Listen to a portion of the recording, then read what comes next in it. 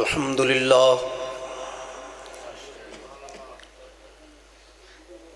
للہ وکفی وسلام علی سید الرسل وخاتم الانبیاء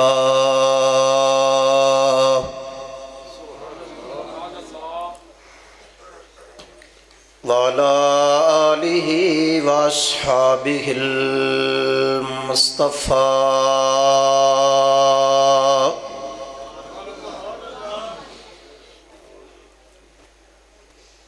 الذين هم مفاتيح الرحمة ومصابيح الهدى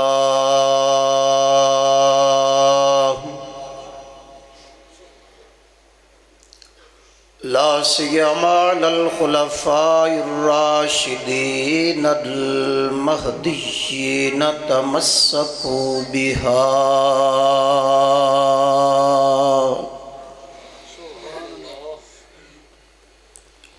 أما بعد فأعوذ بالله من الشيطان الرجيم بسم الله الرحمن الرحيم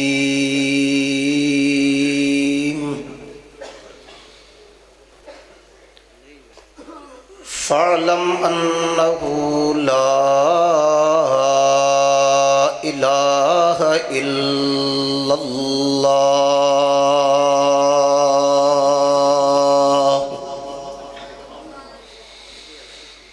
قال الله تبارك وتعالى في مقام آخر وكفى بالله شهيدا محمد رسول الله قال النبي صلى الله عليه وسلم اذا سألت فاسأل الله واذا استعنت فاستعن بالله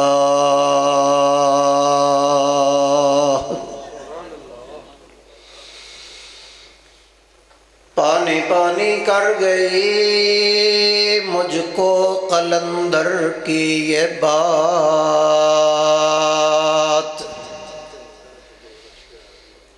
تو جھکا جب غیر کے آگے نہ تن تیرا نہ من اپنے من میں ڈوب کر پا جا سراغ زندگی تو اگر میرا نہیں بنتا نہ بن اپنا تو بن توحید کی امانت سینوں میں ہے ہمارے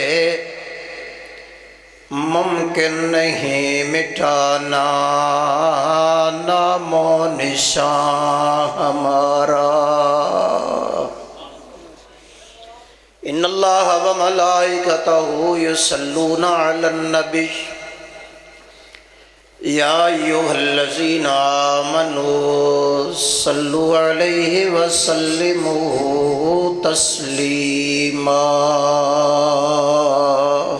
درود شریف پڑھ لیں اللہم صلی علی محمد وعلی آل محمد کما صلیت علی ابراہیم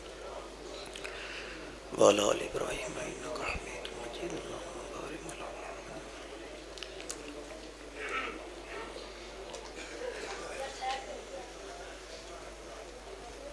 واجب الاحترام مؤسس مباحثین سامعین حضرات،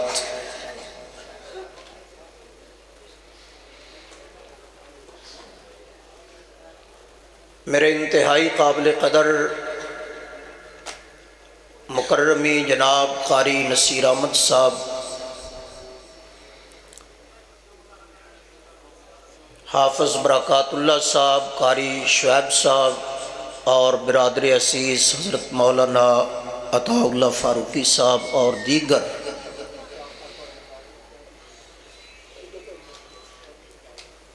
نوجوانان توحید و سنت کے غشور باشعور نوجوان دوستوں اور جمعیت اشاعت التوحید و سنت کے مخلص ساتھیوں، آج پہلی دفعہ توحید و سنت دے اس عظیم مرکز دے اندر حاضری دا اور آپ دی ملاقات دا شرف حاصل ہو رہا ہے۔ میں دعا گو ہاں کہ اللہ تعالیٰ ساڑی اس حاضری اور اس ملاقات نو اپنی بارگاہ جلیلہ دے اندر شرف قبولیت نال نواز کے میری اور داڑی دارین دی سعادت دا سبب اور ذریعہ بنائے۔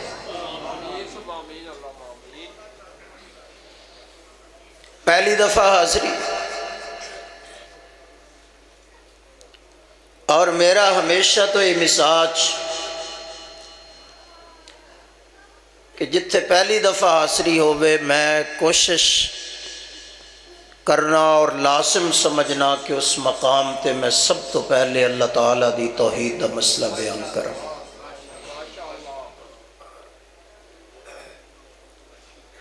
اور آج دی کانفرنس دا موضوع اور عنوان بھی اس کلمہ مبارکہ اور کلمہ طیبہ دے نال موسوم اور معنون ہے کہ جس کلمہ طیبہ کلمہ مبارکہ اللہ تبارک و تعالی نے اپنی ذات، اپنی وحدانیت اور اپنی الوہیت دا ترجمان بنا کے اس کائنات دے اندر متعارف کروایا۔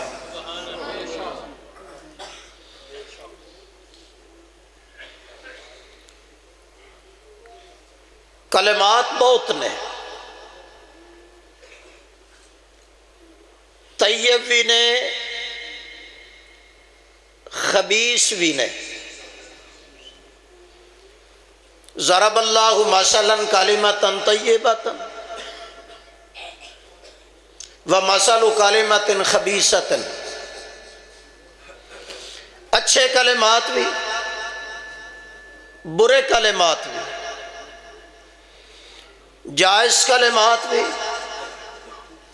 ناجائز کلمات بھی۔ انسان دی زبان جو بھی کلمہ ادا کیتا جاندہ ہے، ہر کلمہ خواہ جائز ہے یا ناجائز ہے، اپنی تاثیر اور اثر ضرور رکھتا ہے۔ گل سمجھ آ رہی ہے؟ میرا مزاج عمومی طور پر اردو میں گفتگو کرنے کا ہے۔ اگر آپ چاہتے ہیں پنجابی میں کوشش کر رہا ہوں، اور اگر آپ اردو سمجھ لیتے ہیں تو میں اردو میں بات کر لیتا ہوں۔ جی جزاک اللہ۔ انسان کی زبان سے جو بھی کلمہ ادا ہوتا ہے وہ اپنا اثر ضرور رکھتا ہے۔ چند ایک نمونے کے طور پر باتیں عرض کر دوں۔ باطل کلمہ زبان سے ادا ہوگا، فساد برپا ہو جائے گا۔ کلمہ حق زبان سے ادا ہوگا، برکات کا نزول ہوگا۔ نکاح کے موقع پر ایجاب اور قبول کا کلمہ زوجین کی حلت کا سبب بنے گا۔ تجارت میں صداقت کا کلمہ برکات کا سبب بنے گا۔ ہر کلمہ، ہر کلام، ہر جملہ زبان سے ادا ہونے والا اثر رکھتا ہے۔ جس کلمے سے موسوم اور معنون آپ جس پروگرام میں شریک ہیں، کلمہ طیبہ کا اثر یہ ہے کہ جب انسان اس کو صدقے دل سے ادا کرتا ہے، یہ ایسا اکثیر اور پرتاثیر بنتا ہے، انسان کے ظاہر کو بھی پاک کر دیتا ہے، باطن کو بھی پاک کر دیتا ہے۔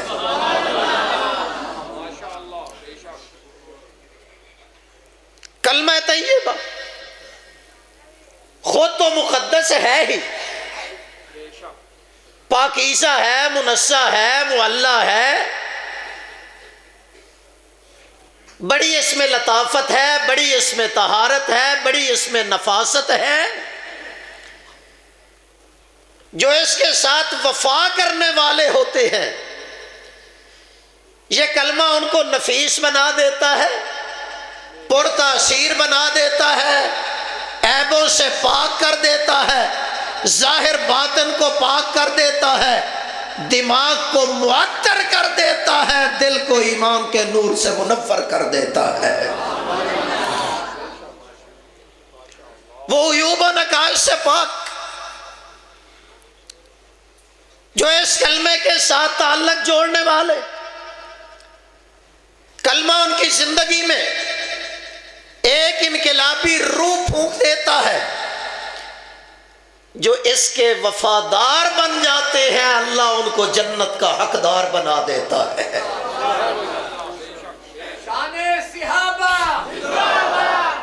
تاثیر رکھی اس نے۔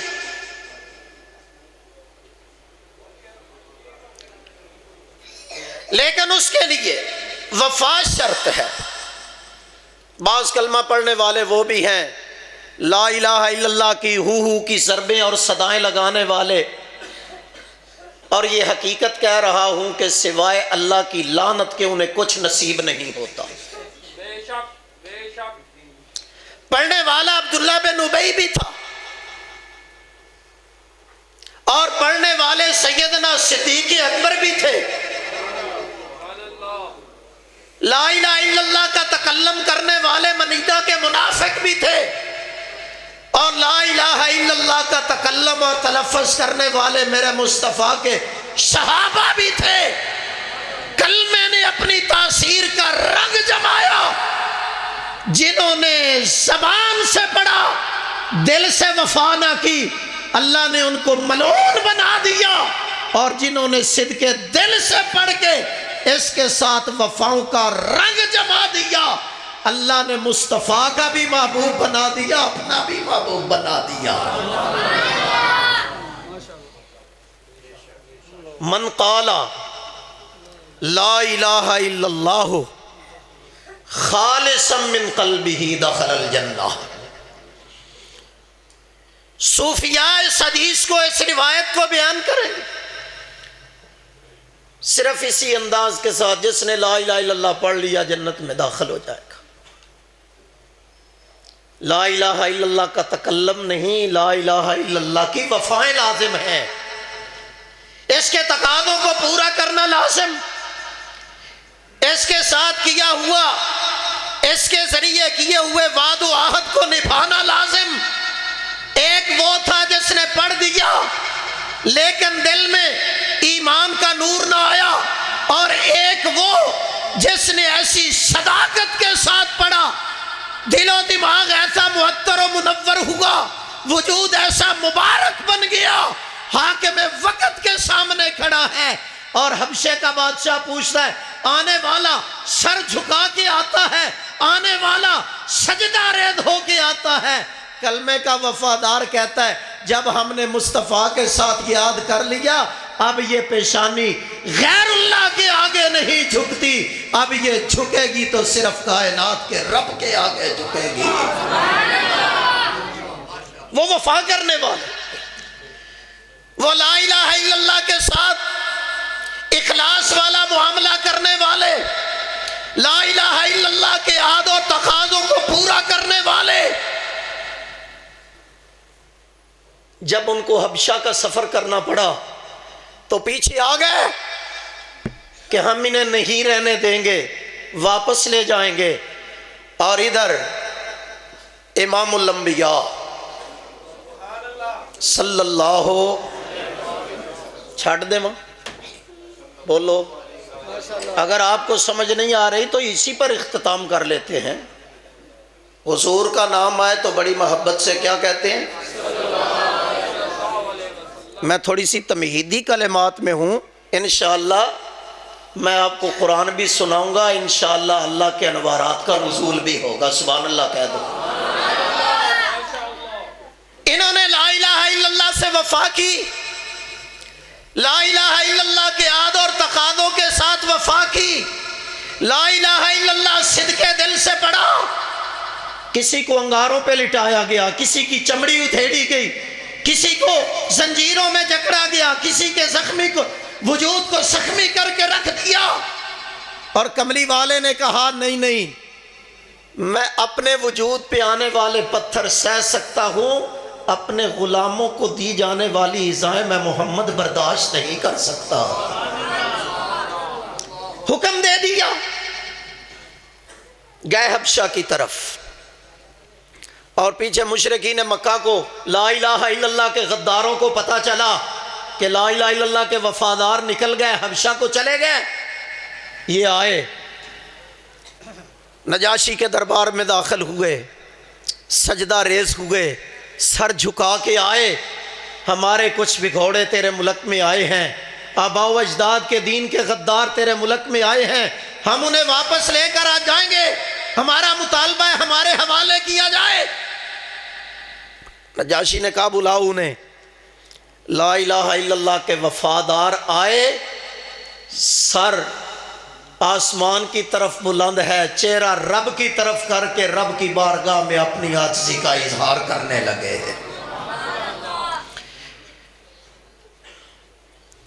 متکلم کی ذمہ داری کلام کرنے کے لیے منتخب کیا گیا حضرت جعفر بن ابی طالب رضی اللہ تعالیٰ عنہ کو۔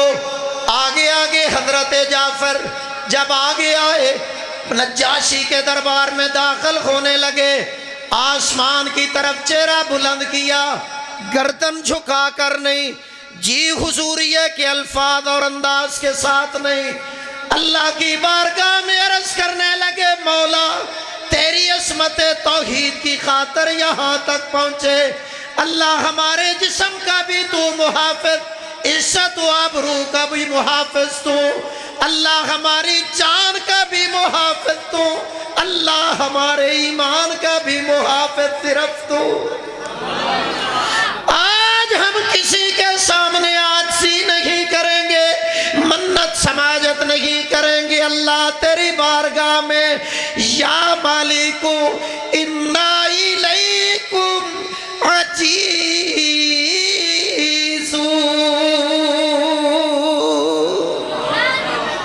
نجاشی کے دربار میں داخل ہوئے، سر جھکا کے نہیں آئے، جی حضوریہ کے انداز میں نہیں آئے۔ نجاشی نے پہلا سوال کر دیا، کہنے لگا اے مکہ سے آنے والوں یہ بتاؤ تم میرے دربار میں آئے، تم نے سجدہ کیوں نہیں کیا؟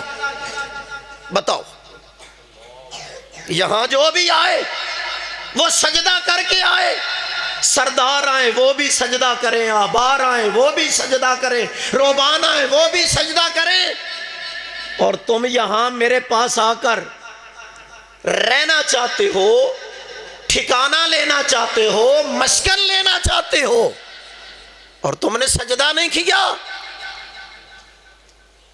میرے مصطفیٰ کے صحابہ نے اور لا الہ الا اللہ کے وفاداروں نے کہا کہ لا الہ الا اللہ سے وفاداری کر کے ہم نے یہی بتایا ہے کہ سجدہ حق ہے تو صرف ایک اللہ کا، اور تو کہتا ہے میرے سامنے سجدہ نہیں کیا، تیری حیثیت کیا؟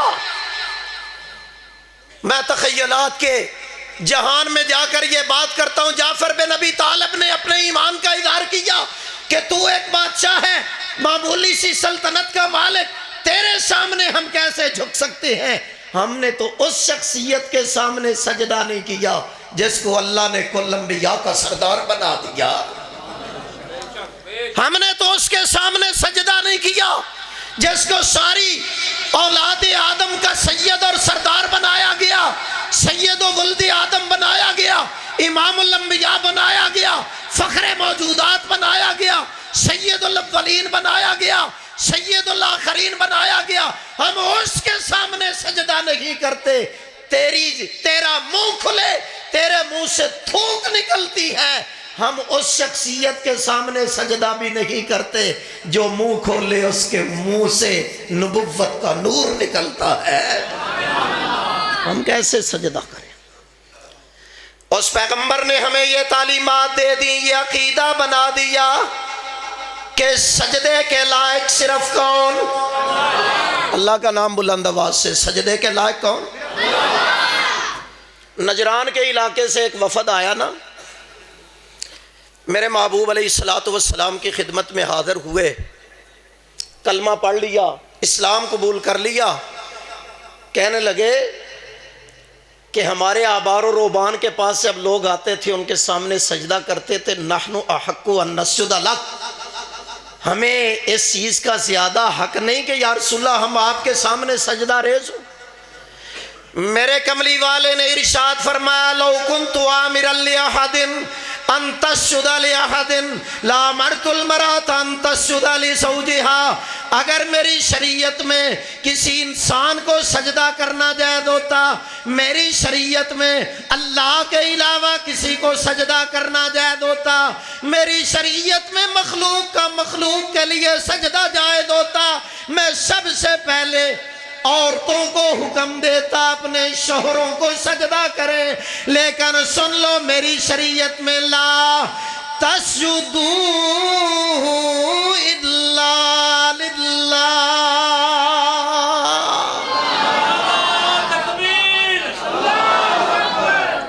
سجدہ کرو تو صرف کس کا؟ بولو بولو، سجدہ کس کا؟ جعفر بن ابی طالب نے کہا کہ ہم سجدے کے لائق ایک اللہ کو سمجھتے ہیں، عبادت کے لائق ایک اللہ کو سمجھتے ہیں، ہم ہر قسم کی عاجزی انکساری کے لائق ایک اللہ کو سمجھتے ہیں۔ یہی تو درس دینے آیا ہمارا پیغمبر کہ ابدیت، انسان کی بندگی، انسان کی عاجزی انکساری کے لائق کوئی اور ہستی نہیں ہے، انسان کی ابدیت اور بندگی کے لائق کائنات کا رب ہے۔ یہ ہے لا الہ الا اللہ کے وفادار۔ نجاشی نے کہا یہ بتاؤ کیا کیا تعلیمات ہیں تمہارے نبی کی، اب اندازہ لگائیں نا۔ میں نے تو کلمے کے وفاداروں کی بات شروع کی، آگے یہ واقعہ میرے ذہن میں آیا، چند ایک جملے عرض کرتا ہوں اسی پر اور اسی پہ اختتام کروں گا۔ اللہ نے ہمت دی، توفیق دی، پھر کبھی حاضری کا اتفاق ہوا تفصیلی۔ آج انہوں نے مجھے مہمان خصوصی کر کے بلایا، سچی بات ہے میں آپ کا جلسہ سننے کے لیے آیا ہوں، سبحان اللہ کہہ دو۔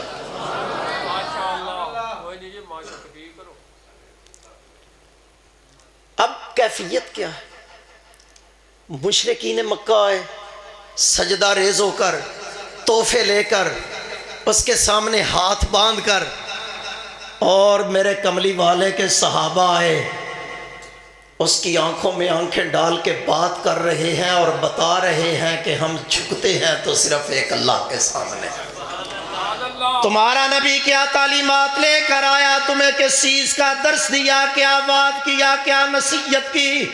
جعفر بن ابی طالب نجاشی کے سامنے فرمانے لگے کہ ہم قتل و غارت کرتے تھے، اس نے ہمیں قتل و غارت سے منع کیا، شراب کے رسیا تھے، ہم بے حیائی کے کاموں میں، برائی کے کاموں میں پڑے تھے، منکرات فواحشات میں پڑے تھے، ہاں ہم تو جہنم کے گڑھے کے کنارے پہ کھڑے تھے۔ اس نے آ کر تعلیمات کا ایسا باب باندھا، قرآن کہتا ہے کُلْتُمْ عَلَى شَفَا حُفْرَةٍ مِّنَ النَّارِ فَأَنْقَذَكُم مِّنْهَا، تم جہنم کے گڑھے کے کنارے پر کھڑے تھے، کامل طور پر تم گمراہی میں پڑے تھے، قرآن آیا، مصطفیٰ کریم تشریف لائے، کلمہ اسلام قرآن آیا، اس کی دعوت و تبلیغ سے تمہاری زندگی میں ایسا انقلاب آیا، جو جہنم کے قریب ہو چکے تھے اللہ نے سب کو کلم وعد اللہ الحسنہ کا مصداق بنا دیا۔ مجھے اور آپ کو پتا قیامت کے دن چلے گا، اور اللہ سے دعا ہے کہ اللہ ہمارے ساتھ خیر والا معاملہ فرمائے۔ ہم توحید و سنت کی نسبت رکھتے ہیں، اور اس پر فتن دور میں خوش نصیب ہیں وہ لوگ کہ جو عقیدہ توحید کے وفادار ہیں، مصطفیٰ کی سنت کے وفادار ہیں۔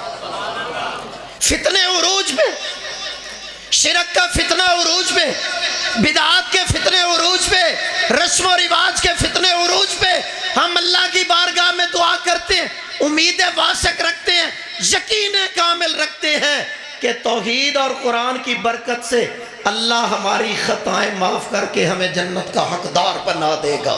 کہو انشاءاللہ۔ فیصلے اس وقت ہوں گے، اور یہ کلمے کے وفادار وہ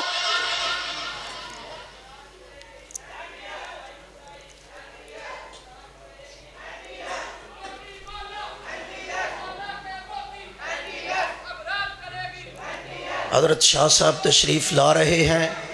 تمام حضرات استقبال میں کھڑے ہو جائیں۔ اب میری تقریر کا بھی اختتام ہو چکا، حضرت شاہ صاحب کا بیان انشاءاللہ فوراً شروع ہوگا۔ اب تمام حضرات بالاتفاق نعرے کا جواب دیں گے۔ نعرہ تکبیر، بلند آواز سے نعرہ تکبیر۔ تاج تخت ختم نبوت، عصمت قرآن، عصمت اسلام، جمعیت اشاعت التوحید و سنہ، پیر و مرشد سید ضیاء اللہ شاہ صاحب بخاری۔ اور یہ وہ جماعت ہے، یہ وہ ہمارے اکابر، یہ وہ ہمارے اسلاف جنہوں نے ساری زندگی لا الہ الا اللہ سے وفا کر کے دکھائی، قرآن کے وفادار بنے، سنت کے حیادار بنے۔ ہم نوجوانوں کو بھی رستہ وہی دکھا دیا، ہم نوجوانوں کو بھی راہ وہی دکھا دی، اسی منزل کا تعارف کروا دیا جس منزل کی طرف بڑھنے والا یا قرآن کا وفادار ہے یا مصطفیٰ کے فرمان کا وفادار ہے۔